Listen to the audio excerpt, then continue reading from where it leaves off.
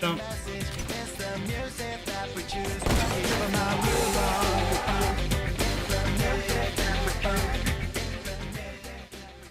10 box fighting moves that will make you pro. Box fighting is the meta in Fortnite, and it's always going to be that way because of how strong building and editing is. So you must get good at box fighting if you want to succeed in Fortnite. But how do you improve your box fighting? In this video, you will find some actionable tips to help you improve your box fighting skills. What is box fighting? Your box is a 1x1 build, just 4 walls around you and a roof above you for protection. A box fight is when you and an enemy fight with a tile of one another and with both of you in a box. Box fighting shouldn't be confused with build fighting. Although they are similar, the main difference is that box fights typically happen in a small and confined space. Your goal when box fighting is to kill your opponent. This can be accomplished in a few different ways, which we'll cover now. Control the builds. When box fighting, you always want to be trying to take control of the builds. In other words, you want every wall, floor, stairs, and roof to belong to you. Why does this matter? Well, when you own and control all the builds, then you are in control of the fight. You get to choose where and when the edits take place. You dictate the pace of the fight. When your opponent is trapped in a box that belongs to you, they have no way to counter you with builds. They're helpless. So you want to take control of the builds preemptively. This means you should be thinking about where your opponent wants to move next and building there so you can cut off their escape. When you watch Fortnite pros play, you'll notice that they rarely get third party when box fighting. But I'm sure you've experienced box fights that go on endlessly, with your opponents constantly escaping and running away. Fortnite Pro players do things differently to you, and they understand the importance of taking control of the builds in a box fight, and they build in the direction they think the enemy is going to go. When you take control of the roof, your opponent can't edit the top and take the high ground on you. When you take control of the walls, they can't edit out in that direction. And when you take control of everything, your opponent is helpless, and you can get the kill. The art of mind games.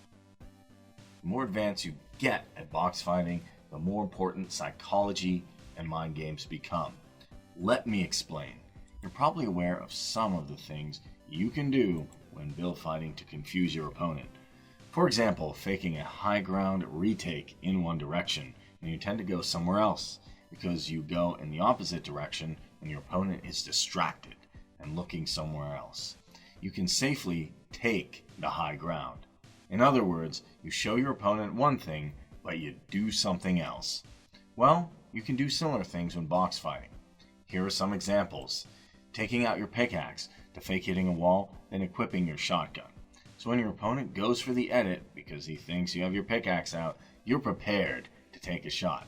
Hitting one side of the wall with your pickaxe, so your opponent will try to hold that side of the box, attacking another side to replace that wall easily. By hitting different walls and moving around, you can use sound cues to your advantage by disorienting your opponent. Editing out a tile in your wall so it looks like you're going to go for a shot, but then instantly resetting your edit of the wall. This will usually bait your enemy into taking a shot of your newly reset wall, which can break the build because it has less health when reset, leaving your opponent completely exposed for an easy kill. Look, you've got to put yourself in the mindset of the enemy. When you see your enemy take out their pickaxe, what would you do? You're instinctively going to go for an edit play because you know they can't get shot or get any damage off on you when they have their pickaxe out. Now, you can reverse engineer these sort of things to your advantage to play mind games with your opponent and confuse them. Because when your enemy is confused, take them out of their comfort zone. And usually rhythm, they will not be able to play as they would like. and you can get easier kills. Another way you can put yourself in the enemy's shoes is by using the replay system in Fortnite, because the replay system allows you to watch replays from another perspective. You can watch the fight unfold from your enemy's perspective. Practice your click timing aim. Your way of aiming can be defined in these two ways. Tracking aim is your ability to follow a moving target with your crosshair when using an automatic weapon, like an assault rifle or submachine gun. Click timing is your ability to quickly and accurately move your crosshair onto a target once it's entered your screen and time your click at the precise moment. Of course, you want to be good at both your tracking and your click timing aim, because you will be using both types of aim when you play Fortnite. But box fighting consists of almost exclusive click timing aim, because you're mostly going to be using your shotgun to do as much burst damage as possible. So how do you train your click timing aim? My preferred way for training aim and mouse movement skills is to play Kovacs FPS Aim Trainer. Here are some example scenarios that are great practicing for your click timing. One wall, 6 targets TE, a straightforward and basic scenario that will train your click timing aim in 3D space. One wall, 6 target, small. A more precise version of the above scenario, so it's better for more advanced players. Tile Frenzy 180, an excellent scenario for practicing your wide angle flicks, which has tremendous carryover to your box fighting. Tile Frenzy Strafing, a better version than the standard Tile Frenzy because the targets are moving, and this will allow you to train your click timing more effectively. Bounce 180, a scenario that allows you to practice clicking on moving objects in all movement planes in a 180-degree space. Get more experience box fighting. The reason you're not as good as you could be at box fighting is likely because you haven't had enough experience. I know, it sounds obvious, but the more you practice box fighting, the better you're gonna get. Listen, when you play Fortnite, very little of your time is spent fighting, and even less time is spent box fighting. Because Fortnite is a battle royale, you spend a lot of your time running around the map and looting. So, just playing Fortnite isn't going to be enough to improve your box fighting skills. Instead, you're going to want to get Fortnite creative and play maps that are specifically designed for practicing box fights. Experiment with different techniques. Do you do the same thing every box fight? The same techniques?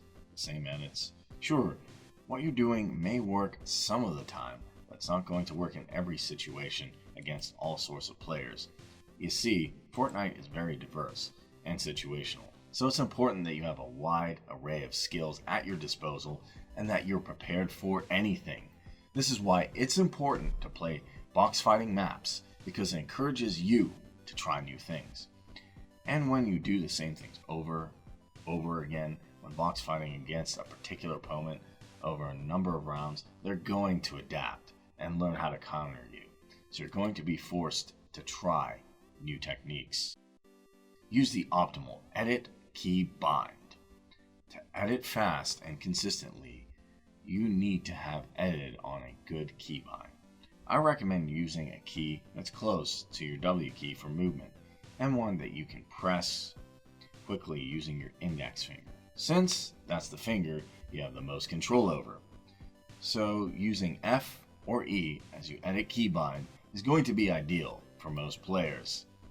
Get loose. You wouldn't want to put on your shoes and start sprinting without first doing some stretches and warming up. Neither should you pick up your controller or mouse and try to play as fast as you can without stretching or warming up. Playing Fortnite is a surprisingly demanding task on your fingers, wrists, and hands, so you want to make sure that you're loose, feeling limber before you play. Use small movements. When I started out editing in Fortnite, I would do huge, exaggerated mouse movements. This made me feel like I was doing a lot more, but it is simply a bad technique. When you use large, exaggerated movements, you lose a lot of control of your camera. It becomes difficult to position yourself correctly and know what you're doing. Instead, when you're selecting tiles you want to edit, you should use the smallest crosshair movement possible.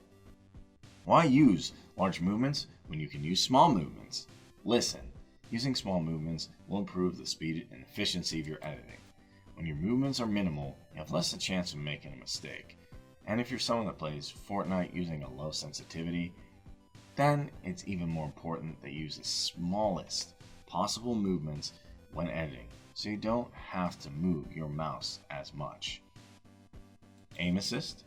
Aim Assist is a mechanism that helps controller players aim when playing Fortnite by making moving targets easier to track.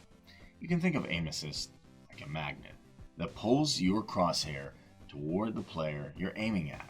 Aim Assist can be turned on or off within the Fortnite settings. It is enabled by default. Aim Assist works regardless of whether you aim down sights, ADS, or hip fire your weapon. But Aim Assist is not the same as aimbot. You need a high level of skill to aim well with a controller, even with Aim Assist. Box fighting is one of the most important things to get good at Fortnite. So, you must hone your mechanical skills to make the quick plays necessary to win a fight. But even if your mechanical skills aren't the best, you can get kills by outplaying your opponents, using the tricks and mind games mentioned in this video.